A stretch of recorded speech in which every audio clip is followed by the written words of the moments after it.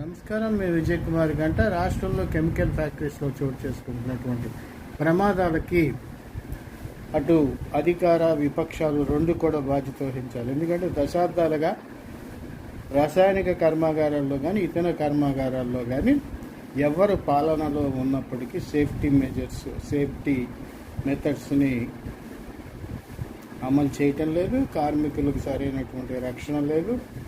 ఒక పద్ధతి పాడు అంటూ లేకుండా అక్కడ ఉత్పత్తులు జరుగుతున్నాయి, అనేకమైన ప్రమాదాలు జరుగుతున్నాయి. వీటిని తెచ్చి అటు విపక్షం కానీ ఇటు అధికార పక్షం కానీ బుద్ధి తెచ్చుకునేటువంటి పరిస్థితుల్లో ఇప్పుడు కూడా ఎంతసేపు ఆ ప్రభుత్వ హయాంలో అలా జరిగింది, ఈ ప్రభుత్వ హయాంలో ఇలా జరిగిందనే విమర్శలు తప్ప ఈ ప్రాణాంతక ప్రమాదాలని అరికట్టే దిశలో విపక్షము ప్రతిపక్షం కలిసి ఆలోచన చేయకపోవటం దురదృష్టకరం.